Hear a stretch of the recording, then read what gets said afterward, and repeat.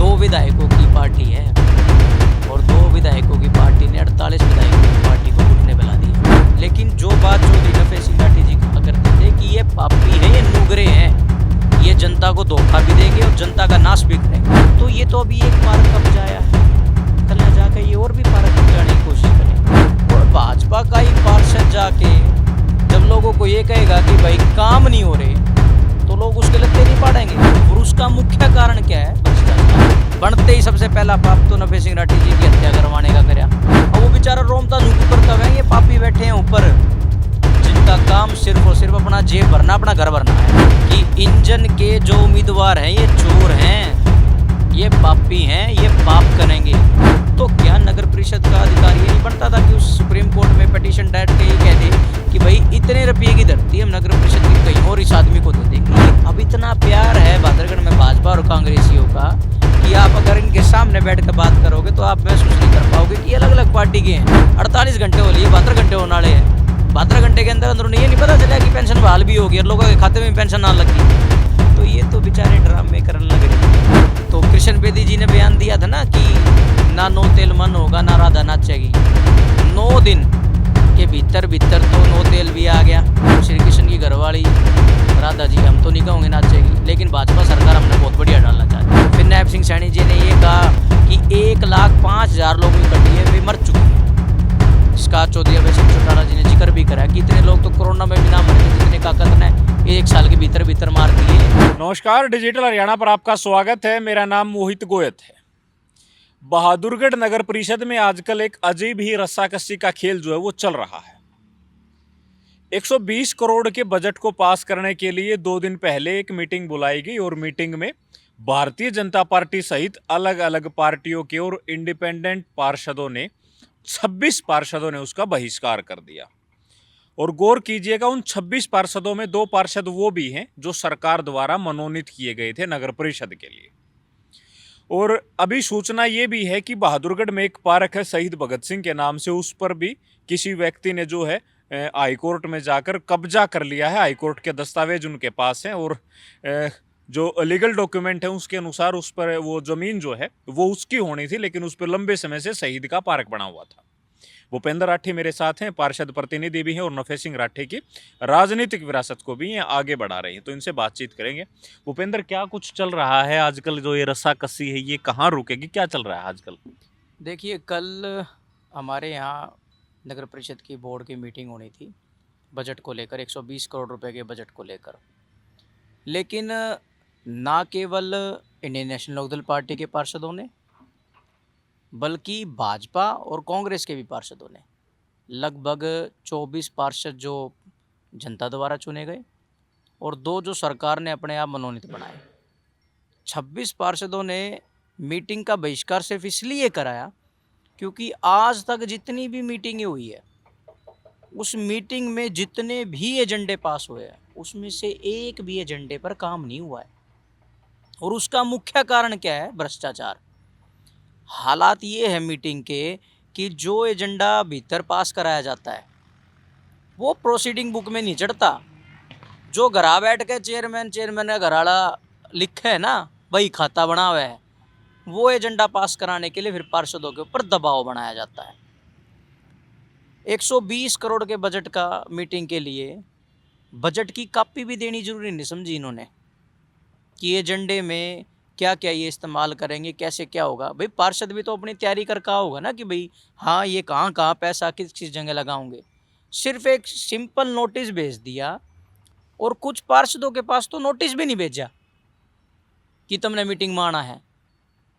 सिर्फ और सिर्फ भ्रष्टाचार करने के लिए, भ्रष्टाचार को बढ़ाने के लिए भाजपा का ये बोर्ड बहादुरगढ़ नगर परिषद में बैठा है, जिसका धीरे धीरे अब वो भाजपा वाले पार्षद भी विरोध करने लगे। देखो, धरातल पे तो पार्षद को जाना पड़ेगा वार्ड में, और भाजपा का ही पार्षद जाके जब लोगों को ये कहेगा कि भाई काम नहीं हो रहे, तो लोग उसके लत्ते नहीं पाड़ेंगे।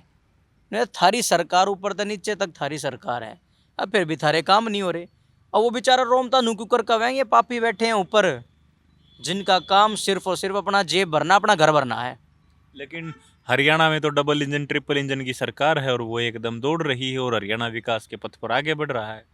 या जो ट्रिपल इंजन का नारा दिया था ना, जब नगर परिषद का चुनाव हो रहा था, तो हमारे पिता स्वर्गीय चौधरी नफे सिंह राठी जी ने लगभग हर जनसभा में ये बात कही थी कि इंजन के जो उम्मीदवार हैं ये चोर हैं, ये पापी हैं, ये पाप करेंगे। बनते ही सबसे पहला पाप तो नफे सिंह राठी जी की हत्या करवाने का करया, और उसके बाद 2 साल से लगातार भादरगढ़ को लूट रहे हैं। आप ये देखो कि अगर इंजन एक है तो कब तक सड़कें गलियां टूटी हुई मिलेगी, कब तक स्ट्रीट लाइट खराब मिलेगी, कब तक पीने गंदा पानी मिलेगा, कब तक ट्रैफिक जाम खत्म होने की स्थिति नहीं बनेगी, कब तक सरकारी ज़मीन पर कब्जे होते रहेंगे, कब तक अवैध कॉलोनी कटती रहेगी। ट्रिपल इंजन का ये फ़ायदा थोड़ी है। ट्रिपल इंजन में तो ऐसे होना चाहिए कि एक जगह कागज़ दिया जाए तो भाजम भाज वो काम होता चला जा। लेकिन जो बात चौधरी नफे सिंह राठी जी कहा करते थे कि ये पापी हैं, ये नुगरे हैं, ये जनता को धोखा भी देंगे और जनता का नाश भी करेंगे। धोखा भी दे दिया और नफे सिंह राठी जी की हत्या करा के भादरगढ़ का नाश भी कर दिया। एक पार्क का मसला है, वो क्या है पूरा एक्चुअल मतलब है क्या वो? देखिए, शहीद भगत सिंह जी के नाम से चौधरी नफे सिंह राठी जी ने अपने समय पे पार्क बनाया।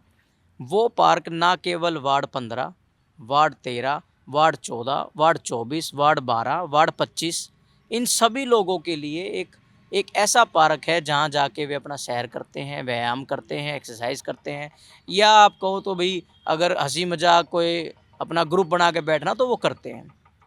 उस पार्क के कब्जे करने के लिए नगर परिषद चेयरमैन के बहुत ही प्यारे घरवाले, उनके साथी ने झूठे दस्तावेज बनाए और नगर परिषद के खिलाफ कोर्ट में केस डाल दिया। हैरानी की बात है, हाई कोर्ट में नगर परिषद जब हारी उस झूठे दस्तावेज पे, तो नगर परिषद चाहती तो सुप्रीम कोर्ट में जाके उसकी कंप्लेंट कर सकती थी, एक अपनी पिटीशन डाल सकती थी कि ये फैसला गलत आया। क्यों? क्योंकि वो एक शहीद के नाम पे बना हुआ पार्क है। अब आप उस पार्क में जाओगे तो एक तरफ तो मेन गेट है और दूसरी तरफ उस पार्क में से ही 100 मीटर की दीवार बना दी है। क्यों? क्योंकि वो रोड पर आ गई है, 2-2 लाख रुपये गज रेट हो रहा है भाई, आधी दुकान तेरी आधी दुकान मेरी, ऐसे करके सेटिंग कर ली। मैं मानता हूँ अगर मान लो 1% वो कागज भी ठीक है, तो क्या नगर परिषद का अधिकारी ये नहीं बनता था कि उस सुप्रीम कोर्ट में पिटीशन डायरेक्ट के ये कह दे कि भाई इतने रुपये की धरती हम नगर परिषद की कहीं और इस आदमी को दे देंगे, ये एक शहीद के नाम पे बना हुआ पार्क है, इस पार्क की सुंदरता को खराब मत करो। आप जान के हैरान हो जाओगे, बहादुरगढ़ में भाजपा की सरकार है, भाजपा के चेयरमैन हैं, और भाजपा के चेयरमैन ने कांग्रेस के वर्कर को, जो कांग्रेस के एक पद पे है, उसको पार्क का ठेका दे रखा है संभालने के लिए। पहले तो पार्षद के अधीन आता था, फिर उन्होंने संस्थाओं को दे दिया। अब इतना प्यार है भादरगढ़ में भाजपा और कांग्रेसियों का कि आप अगर इनके सामने बैठ कर बात करोगे तो आप महसूस नहीं कर पाओगे कि अलग अलग पार्टी के हैं, इतना प्यार प्रेम दिखा रखे हैं। तो ये तो अभी एक पार्क कब्जाया है, कल न जाकर ये और भी पार्क कब्जाने की कोशिश करेंगे। तो बेशर्मी की हदें इन्होंने पार कर दी है, और पार्षद इसीलिए खफा है, इसीलिए गुस्सा है कि जब वो धरातल पे अपनी पब्लिक के पास जाते हैं तो पब्लिक उनसे सवाल पूछती है, और जब सवाल का जवाब वो ये क्या कर देते हैं कि भाई ये काम नहीं करते, तो पार्षद को ये कहा जाता है कि तू भी दूसरा पार्टी का है, चलो विपक्ष का काम नहीं करते ना करते, लेकिन भाजपा वालों के काम भी नहीं होने लग रहे हैं। तो इससे ये पता चलता है कि ऊपर जो बैठे वे चोर हैं। तो फिलहाल की स्थिति के ऊपर क्या चल रहा है, मतलब बहादुरगढ़ में फिर ये चल क्या रहा है और वो पार्क पे कब्जे के पीछे मंशा क्या रही? मंशा यही है, मैंने आपको बताया ना, 2 लाख रुपए गज रेट है। अब जो दीवार खींची है उसके बराबर में दुकान बना देंगे और वहाँ दुकान बना कर किराया भी ले होंगे, और फिर किसी से बेचनी होगी तो 2 लाख रुपए गज के हिसाब से दर। ये बड़े पापी बैठे हैं यहाँ, और ये हम नहीं, ये सारा भादरगढ़ जानता है। जब हम चुनाव में कहा करते थे तो शायद 1% लोगों को यह था कि भाई नहीं, ऐसा नहीं हो सकता, विपक्ष के हैं इसीलिए कह रहे हैं। लेकिन अब पिछले 3-3.5 साल से जो इनको वोट दे रहा था वो भी ये कह रहा है, और जिन्हें देनी नहीं थी वो भी ये खुल के कह रहा है कि नाश कर दिया इनने भादरगढ़ का। अच्छा, एक पेंशन के मुद्दे पर आप लोगों ने बिगुल बजाया था, 20 तारीख को पंचकुला में प्रदर्शन की कॉल थी आप लोगों की, लेकिन आपने वापस ले ली, क्या रहा? देखिए, वापस लेने में आपको इसका, ये तो 2 विधायकों की पार्टी है, और 2 विधायकों की पार्टी ने 48 विधायकों की पार्टी को घुटने पे ला दिया। कहने तो 37 वाले भी कर सके थे यो काम, लेकिन 37 वाला मैंने नू बेरा है कि भाई जिसके पाले में वे 32 हैं, 32 तो एक आदमी के हैं, हुड्डा साहब के। 32 वाले विरोध करेंगे तो फिर वे हुड्डा साहब की गिट्टी पे पादर देंगे, तो वो तो बेचारे बोल नहीं रहे कुछ। लेकिन 2 एमएलए वाली पार्टी ने ना केवल उन 75,000 लोगों की पेंशन को दोबारा बहाल कराने का काम करा, बल्कि सरकार को ये बताने का भी काम कर दिया कि अगर बुजुर्गों के साथ आप खिलवाड़ करोगे तो नेलो बिल्कुल भी इस चीज़ को बर्दाश्त नहीं करेगी। और जाहिर सी बात है, हमने प्रदर्शन जो हमारे आदरणीय चौधरी अभय सिंह चौटाला जी ने प्रदर्शन का आह्वान किया था, वो इसीलिए करा था कि भाई अगर सरकार ने मांग नहीं मानी तो हम फिर सड़कों पे उतर के आपके खिलाफ प्रदर्शन करेंगे। तो कृष्ण बेदी जी ने बयान दिया था ना कि ना नो तेल मन होगा ना राधा नाचेगी। 9 दिन के भीतर भीतर तो नो तेल भी आ गया, पेंशन बहाल होगी। अभी भगवान श्री कृष्ण की घरवाली राधा जी, हम तो नहीं कहोगे नाचेगी, लेकिन भाजपा सरकार हमने बहुत बढ़िया डालना चाह दी। तो अब कांग्रेस ने जो है प्रदर्शन किया है और 16 तारीख को जिला हेडक्वार्टरों पर भी कांग्रेस जो है प्रदर्शन करने वाली है, उस पर क्या कहोगे? उदयभान बोलते हैं और राव नरेंद्र जो हैं वो प्रदर्शन में थे, दीपेंद्र हुड्डा प्रदर्शन में थे, सब लोग प्रदर्शन कर रहे हैं अभी पेंशन को लेकर। आप ये देखिए कि 3 फरवरी को चौधरी अभय सिंह चौटाला जी ने हिसार की मीटिंग में ये डिक्लेयर करा कि भाई 20 तारीख को हम प्रदर्शन करेंगे। 12 फरवरी को सरकार ने, पहले तो नायब सिंह सैनी जी ने कहा कटी नहीं है, फिर नायब सिंह सैनी जी ने ये कहा कि 1,05,000 लोगों की कटी है, वे मर चुके हैं, जिसका चौधरी अभय सिंह चौटाला जी ने जिक्र भी करा कि इतने लोग तो कोरोना में भी ना मरे थे जितने काकत ने 1 साल के भीतर भीतर मार दिए।